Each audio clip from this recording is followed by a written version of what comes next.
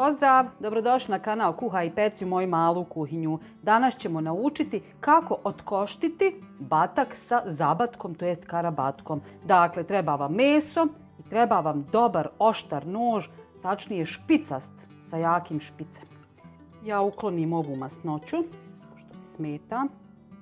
Tako. I praktikujem da meso bude ne potpuno odleđeno, to jest ne svježe. Dakle, izvadim prije vremena, znači koliko mi treba prije ručka da se odledi i dovoljno, znači samo malo da je unutra tvrđe nego svježe meso. Lakše mi je tako raditi. Pa idemo. Dakle, sa unutrašnje strane, ne sa ove strane gdje je kožica, nego sa unutrašnje strane noge, napravimo rez pored kosti.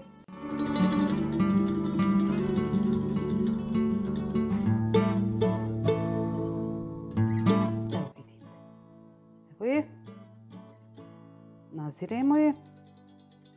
Sve fino špicem, zato sam rekla treba vam oštar nož, pored kosti odvojimo. I idemo na drugu stranu. Pravimo rez prema kosti, evo je, od zabatka.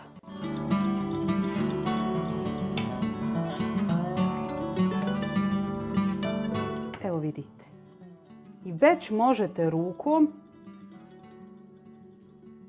evo vidite, da podvučete prste ispod kosti. Uzmete nož i fino, lagano razrežete.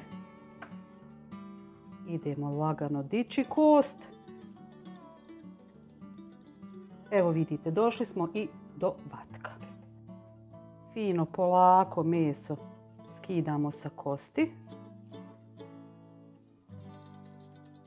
Ako ostane kosti, ako ostane mesa na kosti, znate šta ja radim? Ja to ništa ne bacam. Ja to sve fino dobro iskuham i napravim dobru supu.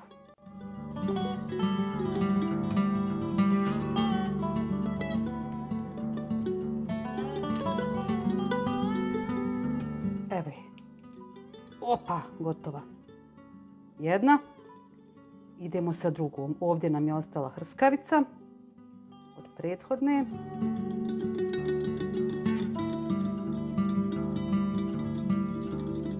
Podvučete slobodno nož ispod kosti. Pazite da se ne porežete. I razrežete gore do vrha. Evo ga. I sad je ostalo još da uklonimo hrskavicu.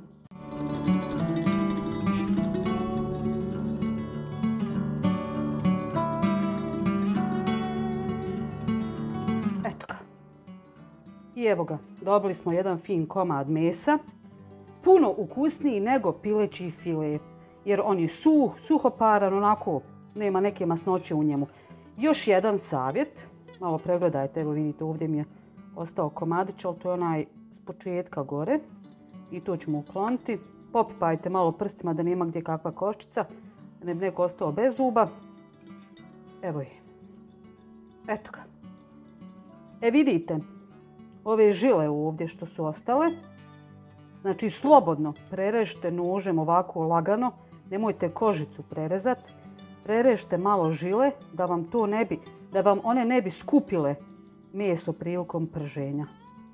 Slobodno napravite nekoliko zareza ovako. Evo jedan smo završili, ja nastavljam dalje.